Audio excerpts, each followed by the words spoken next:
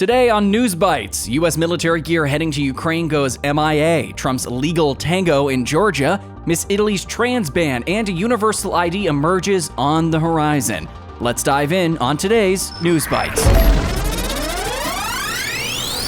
All right, let's jump right into it. In a recent Inspector General report, the U.S. admitted it couldn't track military equipment sent to Ukraine in fiscal year 2022. Despite this, the U.S. just announced today another $400 million in weapons is slated for Ukraine.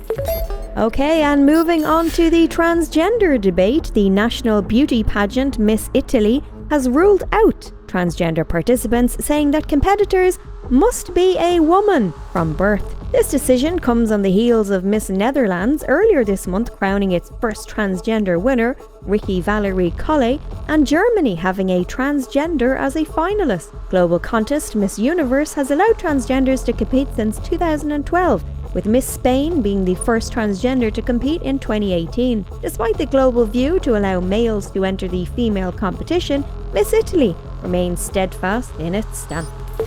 All right, here's one to watch. Trump may face racketeering charges in Georgia over disputed election interference claims. Prosecutors allege they have evidence, including Trump's notorious call with Raffensperger.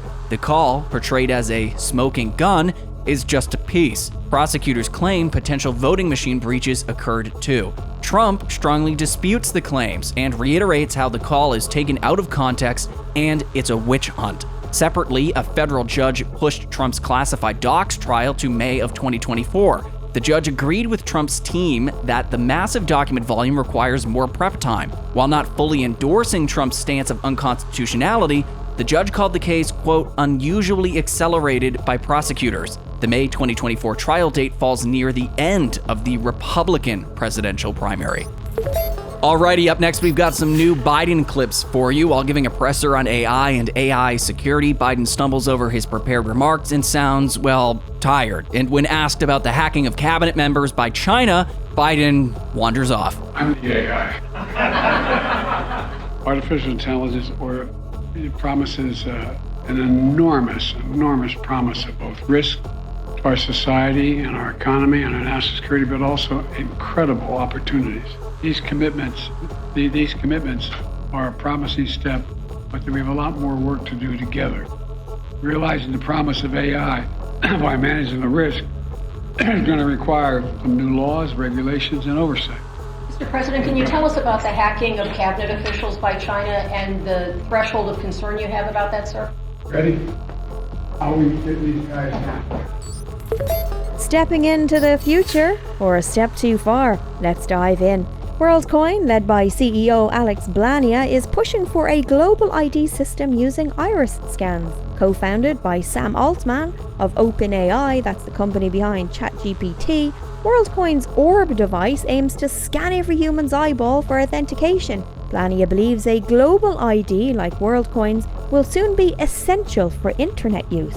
Iris scanning technology was first proposed in 1936 by ophthalmologist Frank Birch. The iris, it's that coloured part of your eye, and its characteristics can never be altered, modified, and everybody's iris is unique. Iris scanning works by photographing your eye, first under standard light and then under infrared.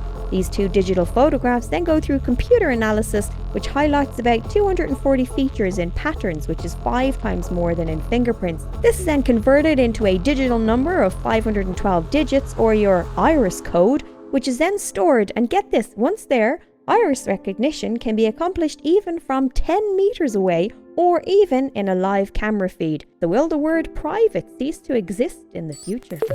Okay, get ready. We're shifting to Kamala, causing some controversy in Florida. She visited the state to criticize new Black history education standards, claiming they downplay slavery and civil rights. Once again, she circled back to her go-to Venn diagrams as the solution. And take a look, because there are a lot of teachers here. I think so. I'm going to tell you, one of the things I love is Venn diagrams. Any math teachers in the room? I love Venn diagrams. And I have done an exercise of looking to see from where are we seeing the attacks on things like voting rights, LGBTQ rights, a woman's right to make decisions about her own body, book bans. And you will not be surprised to know a lot of them revert to the same source. From Trump's courtroom battles, Biden's AI remarks, Miss Italy's ban, and a global ID on the horizon. What did you think? Want the latest scoop straight to your feed? Click subscribe, share your thoughts below. See you back on Monday. Have a good weekend and stay sharp with Newsbytes.